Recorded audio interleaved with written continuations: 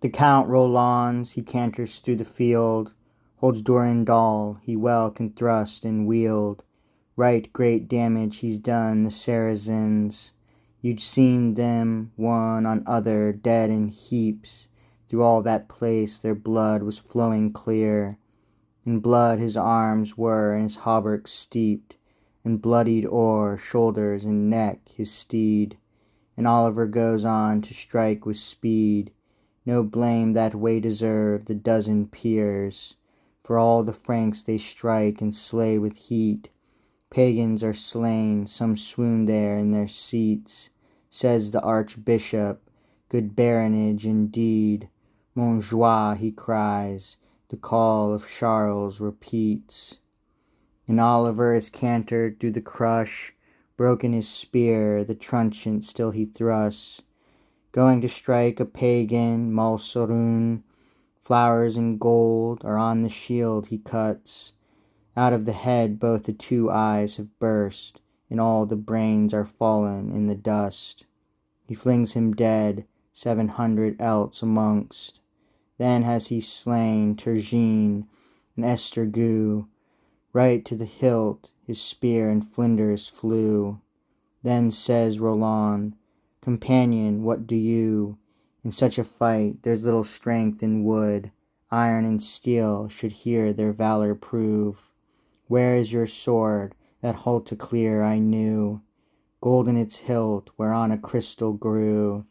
Says Oliver, I had not, if I drew, time left to strike enough good blows and true.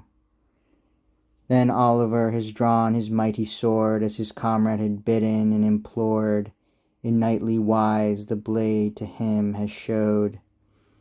Justin he strikes, that Iron Valley's lord. All of his head has down the middle shorn, the carcass sliced, the broidered sark is torn, the good saddle that was with old adorned, and through the spine has sliced that pagan's horse. Dead in the field before his feet they fall. Says Roland, Now, my brother, I you call. He'll love us for such blows, our emperor. On every side, Montjoie, you'll hear them roar. That Count Giron sat on his horse Sorel. On Passacauf was Gerard there, his friend. They've loosened their reins, together spurred and sped, and go to strike a pagan Timozel. One on the shield, on hauberk the other fell, and their two spears went through the carcass well. A fallow field amidst they've thrown him dead. I do not know, I never heard it said, which of the two was nimbler as they went. Espeverie was there, son of Borel, and him there slew Angele of Burdel, and the Archbishop, he slew them Sillerel, the enchanter, who before had been in hell, where Jupiter bore him by a magic spell. Then Turpin says, to us he's forfeited. Answers Roland's, the culvert is bested. Such blows, brother Oliver, I like well. The battle grows more hard and harder yet. Franks and pagans with marvellous onset. Each other strike and each himself defends. So many shafts blood-stained and shattered. So many flags and ensigns tattered.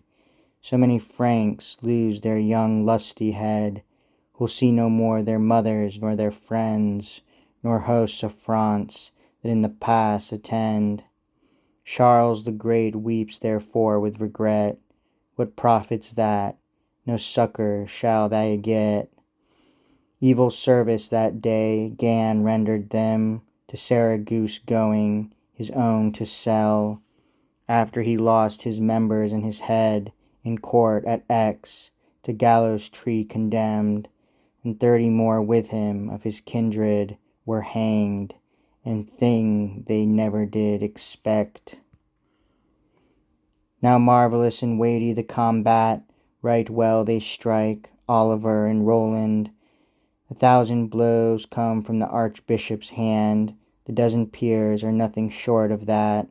With one accord join battle all the Franks, pagans are slain by hundred, by thousand, who flies not then, from death has no warrant, will he or nill, foregoes the allotted span.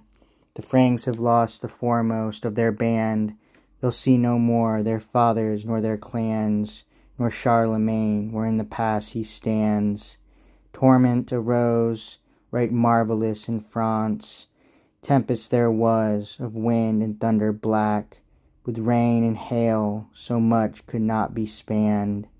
Fell thunderbolts often on every hand, and verily the earth quaked in answer back, from Saint Michael of Peril unto Sands, from Besancon to the harbour of Guisand.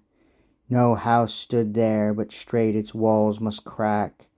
In full midday the darkness was so grand, save the sky split, no light was in the land.